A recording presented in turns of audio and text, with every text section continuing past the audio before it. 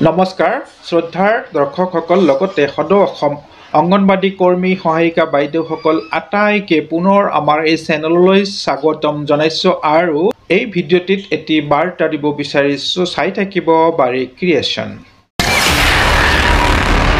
চলি আছে অসম বিধানসভাৰ 2024-25 অন্তৰ্বৰ্তীকালীন পূৰ্ণাংগ বাজেট অধিৱেশন।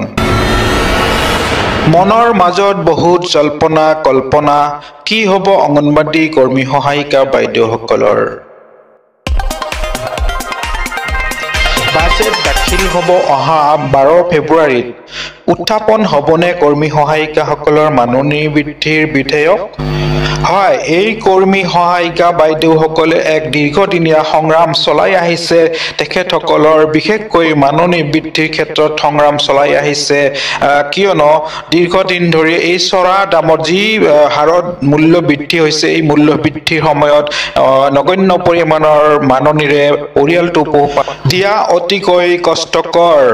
2023 চনৰ অক্টোবৰ মাহৰ 19 তাৰিখে সন্থাৰ দাবী মানি লৈ এটি প্ৰস্তাৱ আগবঢ়াইছিল সঞ্চালক মহোদয়ে যে তেখেতসকলৰ মাননি 10,000 বা 12,000 বৃদ্ধিৰ প্ৰস্তাৱ দিছিল আৰু সেই প্ৰস্তাৱ দিছপুৰলৈ প্ৰেৰণ কৰা হৈছিল আৰু সেই প্ৰস্তাৱটো এতিয়ালৈকে চৰকাৰীভাৱে ঘোষণা কৰা হোৱা নাই, যাৰ বাবে নেকি আজি ইমান সংগ্ৰাম কৰিবলগীয়া হৈছে। যোৱা 1 ফেব্ৰুৱাৰীৰ পৰা সন্থাটোৱে প্ৰতিবাদী কাৰ্যসূচী চলাই আছে। সদৌ অসম অংগনবাদী কৰ্মী সহায়িকা সন্থাৰ সভানেত্ৰীগৰাকীয়ে সমূহ অংগনবাদী কৰ্মী সহায়িকা বাইদেউসকললৈ এটি মেছেজ দিছে। সেই মেছেজটো চাওঁ আহক কি আছে। প্ৰিয় সতীৰ্থ বান্ধৱীসকল, সকলোকে সংগ্ৰামী অভিনন্দন জনালোঁ। মই গুৱাহাটীতে আছোঁ। আপোনালোকে নিজৰ দায়িত্ব নিশ্চয় পালন কৰি আছে। আমাৰ সংগ্ৰাম আমি সুচাৰুৰূপে সঞ্চালকৰ কাৰ্যালয়ত চলাই আছোঁ। 12/2/2024 লৈ চলিব। সঞ্চালকৰ প্ৰস্তাৱ মানি যদিহে বাজেটত উত্থাপন নকৰে, তেতিয়া 13 তাৰিখৰ পৰা সমগ্ৰ অসমৰ কৰ্মী সহায়িকা আৰু মিনি বান্ধৱী সকলো মিলি এই অফিচত বহি যাম।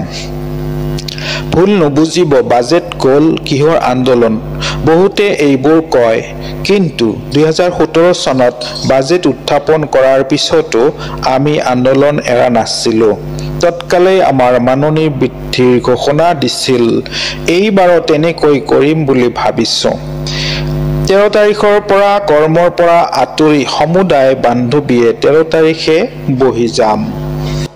আৰু এটা কথা মই উপলব্ধি কৰিছোঁ যে আপোনালোকৰ এই অংগনবাদী কৰ্মী সহায়িকা সন্থাৰ কেন্দ্ৰীয় কমিটিখন খুবেই মজবুত আৰু খুবেই দৃঢ়।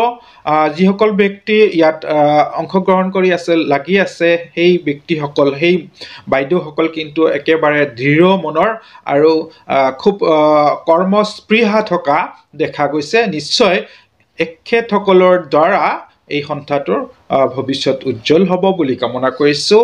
এইখিনিতে এটি ৰিকুৱেষ্ট কৰিব বিচাৰিছোঁ, বাইদেউসকল আপোনালোকে এই চেনেলটো যদি ছাবস্ক্ৰাইব কৰা নাই এতিয়ালৈকে ছাবস্ক্ৰাইব এটা কৰি ল'ব, আৰু যদি ছাবস্ক্ৰাইব কৰিছে থেংক ইউ ছ' মাছ। লগ পাম আন এটি ভিডিঅ'ত। ধন্যবাদ। জয় আই অসম।